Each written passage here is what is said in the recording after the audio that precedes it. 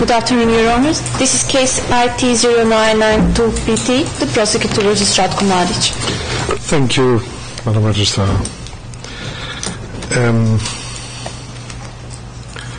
I'd like to have the appearances. Let's do it in a different order. Defense first. This is the surprise, Your Honor. Branko Lukic and Milo Šaljić for the defense. Thank you, Mr. Lukic. Prosecution. Good afternoon, Your Honor. I'm Dermot Groom, and with me today are Peter McCluskey, William Boss, and Janet Stewart. Thank you, Mr. Groom. I established that Mr. Mladić is not present. I'll deal with that in a second.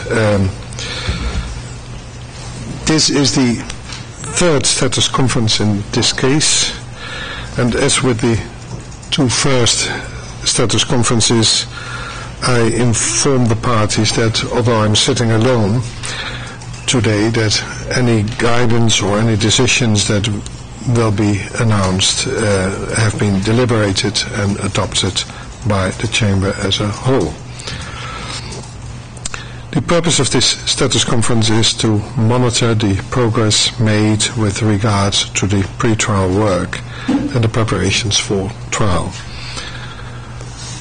Earlier this week, at the 65-term meeting, the Chamber and the parties reviewed and discussed several pre-trial reports filed by the parties. At today's status conference, the Chamber was scheduled to hear a further appearance, to hold a further appearance for the accused to enter a plea on the new charge contained in the now operative third amended indictment. However, the Chamber has been informed through the registry that Mr. Mladić is unable to attend today's proceedings due to illness. The Chamber has received a medical report from Dr. Van Aken and a waiver from Mr. Mladić, according to which he waives his right to attend today's status conference. Therefore, the Chamber will postpone the further appearance portion of these proceedings until a later date, a courtroom and exact time to be communicated by the registry at a later stage. Mr. Lukic, whether we will choose the next status conference for these purposes or, if possible, at any earlier stage, the Chamber will consider that in view of the circumstances. I will revisit, by the way, the issue of the health of Mr. Mladić also later today during this status conference.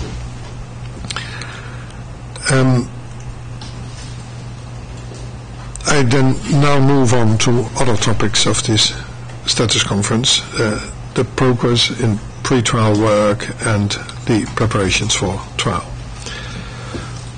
First, the pre-trial planning. The Chamber would like to again remind the parties that the deadline for the prosecution's 73 bis D submission is set for the 18th of November, with a response date due from the defense by the 25th of November. Additionally, the Chamber now sets the deadline for the parties' adjudicated facts motions as 7 days from the filing of the Chamber's decision on the Rule 73 bis D submissions. This was already announced at the Rule 65 term meeting that took place earlier this week on Tuesday, the 8th of November. At the 65 term meeting, the parties discussed numerous pre-trial issues, including procedures for witness testimony pursuant to Rules 92 bis and 92 ter, disclosure of expert reports, progress on any agreed facts, and the ongoing disclosure of materials to the defense. In general, the Chamber is pleased with the good faith efforts exhibited by both parties in their preparations for trial. As the filing deadlines of the monthly pre-trial reports and joint agreed fact reports, as for that, the Chamber has determined that it would benefit from having more time to review the submissions, and therefore the Chamber instructs the parties to file these submissions 10 days before the following 65-term meeting, as opposed to the current deadline of 1 week in advance of the following 65-term meeting.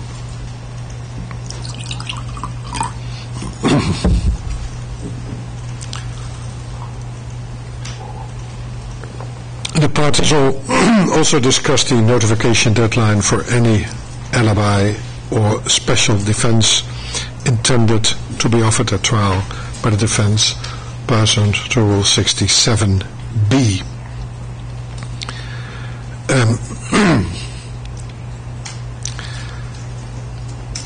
As announced at the 65-term meeting, the deadline for the defense to notify the prosecution of any alibi or special defense it plans to offer at trial is set to the 16th of January 2012.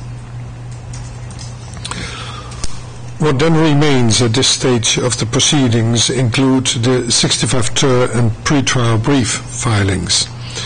While no deadline for these is yet set, the party should be preparing these filings now, as the deadline is likely to be set for some time in the beginning of next year.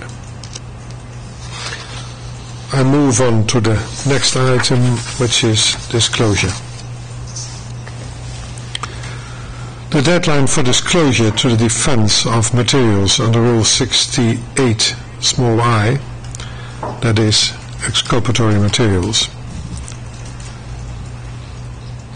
had been set at the 15th of November.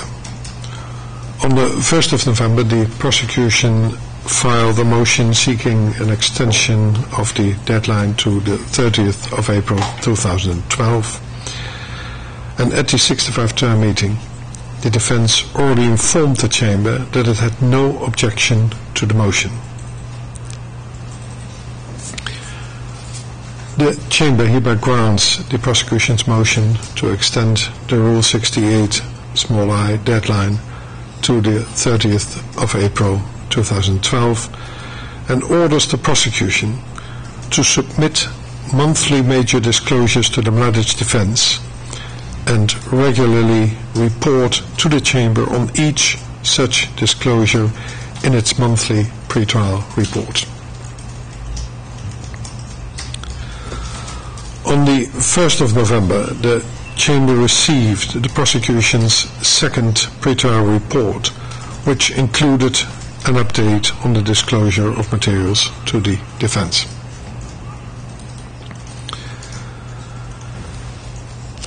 Mr. Groom, at the 3rd of October 65-term meeting, we discussed the prosecution's pre-trial report. It's not necessary if I use your name always to stand, but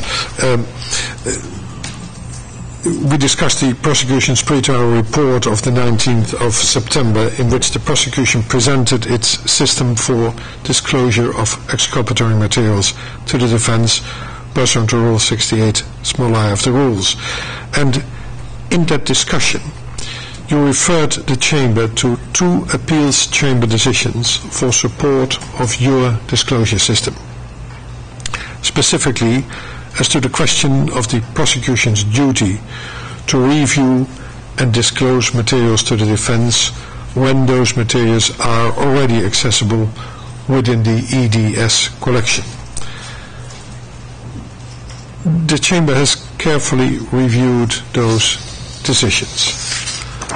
And for those in the gallery and others following the proceedings, I'll briefly explain that EDS refers to the electronic disclosure system and allows the prosecution to provide materials already in the prosecution's possession to the defense in electronic form and allows the defense to electronically search through these collections of material. Further, in its second pretrial report of the 1st of November, the prosecution provided additional information on how its intended Rule 68 small I disclosure system complies with the appeals chamber's decision in the cases already referred to, that is prosecutor versus Karamea and prosecutor versus Brano, and more in particular paragraph 35 of the Brano decision. The Chamber hereby requests that the defense file a submission, if it deems it necessary, with any objections to the prosecution's proposed Rule 68 small I disclosure system within 7 days. If a defense submission is made, the prosecution will have the opportunity to respond, and I think 1 week would be a reasonable time for such a response. Mr. Groom. Has either party any questions or concerns with regards to what I just said in relation to disclosure? No, Your Honor. Mr. Lukic. We have nothing now, Your Honor. Then I move on to my next agenda item, which is agreed facts. On the 1st of November, the parties jointly submitted a progress report on their negotiations on agreed facts. This progress report was discussed at the 65th term meeting this past Tuesday. And as stated at the 65th term meeting, the Chamber found this report to be helpful and encourages the parties to continue in the same vein moving forward.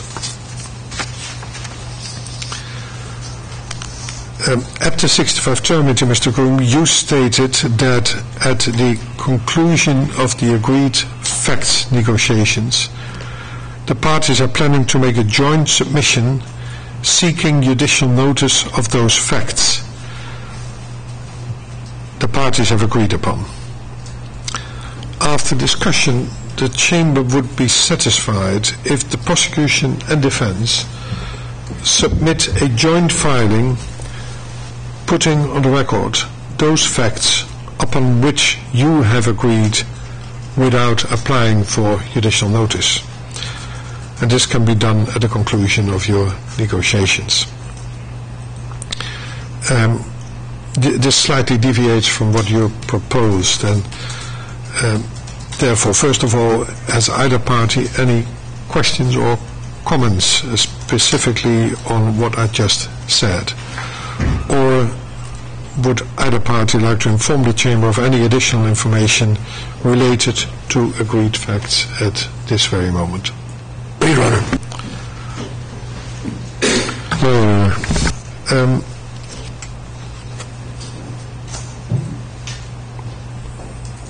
Then, Mr. Groom, at that same 3rd of October 65 term meeting, you raised the issue of the parties potentially reaching an agreement on the authenticity of certain documents, and requested the Chamber's guidance as to how to submit such an agreement should it occur.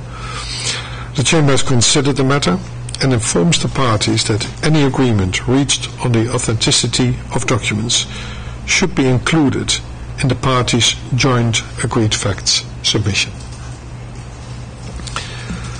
Any questions in relation to this? If not, I move on to the next item, which is adjudicated facts.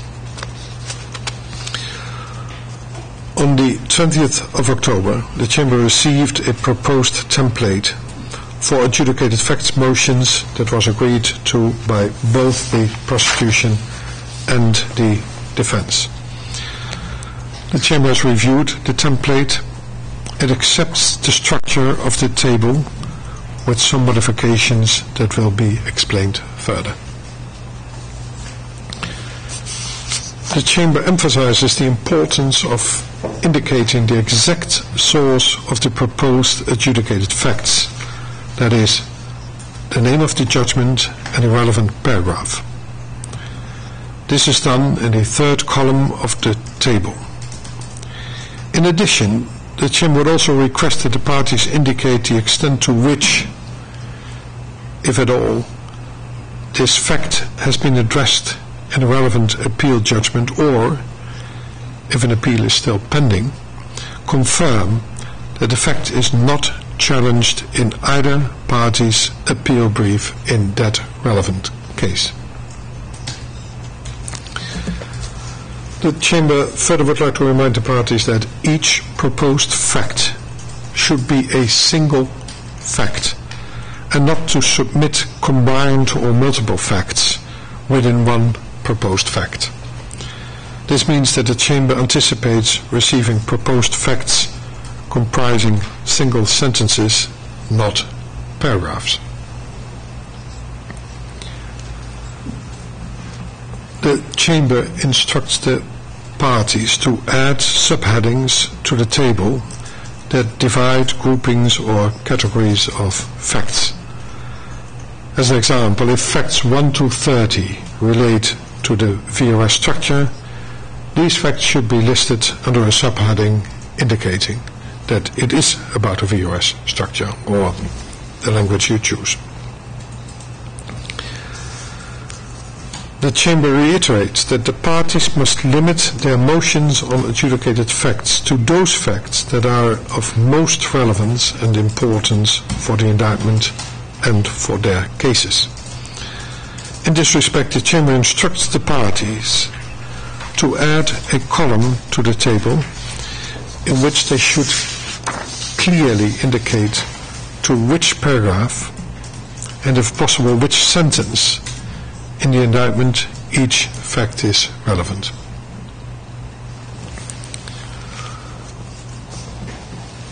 As a general guidance, the Chamber also instructs the parties not to request that the Chamber take judicial notice of those facts for which they intend to present other evidence. For example, witness testimony, or on which they have agreed or will be able to agree. The Chamber is not interested in having the same matter entered into the evidentiary record twice. In so stating, the Chamber recognizes that there will be situations where witness testimony may overlap with one or several adjudicated facts, and in such a situation, the Chamber expects the parties to demonstrate in advance why they are seeking to introduce testimony on an already adjudicated fact of which the Chamber takes judicial notice. The Chamber also expects the parties to limit themselves to one adjudicated facts motion each. Should a fact become adjudicated after the motion is filed, the parties will be allowed to supplement their motion at this later point in time. Any questions in relation to the adjudicated facts? Your Honor, if I could just inquire about the anticipated timing of the decision. Is the Chamber anticipate that it will enter its decision on any adjudicated facts motion prior to the filing of the prosecution's 65-ter witness list and exhibit list? Mr. Groom, much depends on how extensive these motions will be. And it also depends on when we set a deadline for the filing of the witness list and exhibit list. So the only thing I can commit myself, and my colleagues would be committed to that as well, is that we try to organize it in such a way that we can deliver a decision at its earliest possibility, but not knowing yet the extension of the motion. To start with the prosecution's motion, I can't give you a definitive answer. you may have noticed that the Chamber tries to organize the pre-trial stage and the trial preparations so as to move forward as quickly as we can. I do see your point that if you do not know what adjudicated facts the Chamber will take judicial notice of, that you are in some uncertainty in filing your witness list because you do not know on what facts you still have to present evidence. I see that problem clearly, and will find a solution for it either by delivering the decision well in time or by other means. But the Chamber is aware, at least if I understood you well, that that's your problem. Yes, sure. It is the problem that concerns the prosecution, and recognizing that problem, the prosecution wonders whether it would assist the Chamber that should the prosecution be filing witness lists and possible motions for witness testimony to be adduced under 92 bis inter, whether it would assist the Chamber to have in those motions references to which facts in the adjudicated facts motion that evidence relates to, so the Chamber will have the full picture before it of the prosecution's case. Yes, that's certainly a suggestion, but then the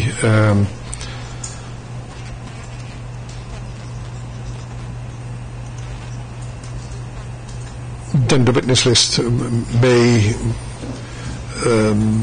obtain a bit of a different character as well. It's not only what witnesses the prosecution intends to call, either viva voce or 92 bis, but also what witnesses might not need to be called anymore if the adjudicated facts they would testify about will be taken judicial notice of.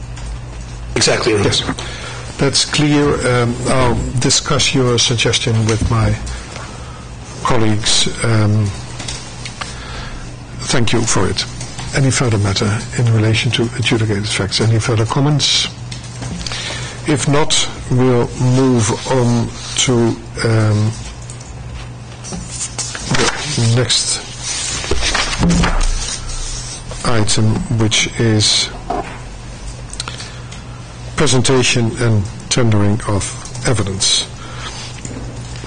On the 5th of October, in an informal communication, the Chamber has sent to the parties a list of possible questions related to the presentation and the tendering of evidence, specifically on Rule 92 bis and 92 ter and bar table submissions, and invited the parties to respond to those questions. The Chamber received the prosecution and the defense submissions on the 1st of November. The defense submissions were provided through an informal communication, and you are hereby instructed, Mr. Lukic, to formally file them for full transparency and the completeness of the record in this case. The Chamber again found that the party submissions were helpful in preparing its guidance on these matters. The Chamber has considered the scope of the indictment and the exceptional amount of material that potentially is relevant and of probative value, and therefore could be tendered in this case. The Chamber's guidance is to some extent motivated by case management concerns. Of course, case management is never the only consideration, but it is among a totality of considerations. And therefore, more importantly, the Chamber emphasizes that each party is responsible for presenting its case in a clear and comprehensible manner. The Chamber will not accept a flood of evidentiary material through various avenues only to find itself sorting through that material to determine if and how it is relevant to a party's case. It is for the parties to go through and carefully select the most relevant evidence and then present it to the Chamber in a clear and comprehensible manner. This guidance is particularly important to consider when it comes to the number of documents a party seeks to tender. It is primarily for the parties to ensure that there is no unnecessary overlap in the presentation of evidence. And it's also important to consider when it comes to the size of the individual exhibits. If a party seeks to rely on a specific paragraph or page of a lengthy report or book, the Chamber expects the party to tender only that paragraph or page, in addition to whatever is needed to identify the source, for example, the front page of the report or the book, or to provide the necessary context. With regard to 92 term motions, the Chamber provides the following guidance to the parties. As a rule, a party presenting testimony pursuant to Rule 92 ter will be limited to an examination in chief of 30 minutes. These 30 minutes do not include the time needed to complete the Rule 92 ter procedure and to read a summary of the witness's statement for the public. Should the party, in exceptional circumstances, require more time, it should indicate this in its witness list and make a specific request why this would be necessary.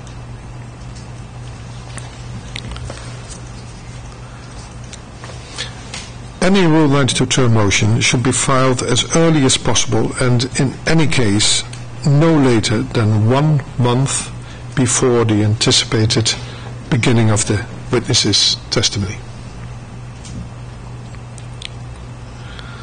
Rule 92 ter motions should be limited to 1 witness statement per witness, clearly summarizing the witness's evidence. A party may choose to tender a statement already in its possession, or it may take a new and updated statement from the witness and tender that. The witness statement should be in the traditional form of an ICTY witness statement. The Chamber already now indicates that only in exceptional circumstances it will be inclined to admit transcripts of testimony the witness has given in other cases.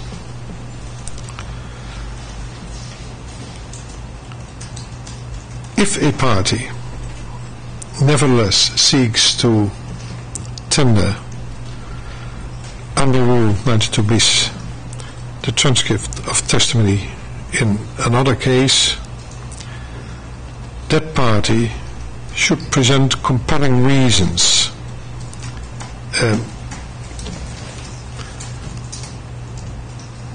for the necessity of receiving that evidence in the form of a 92 bis transcript.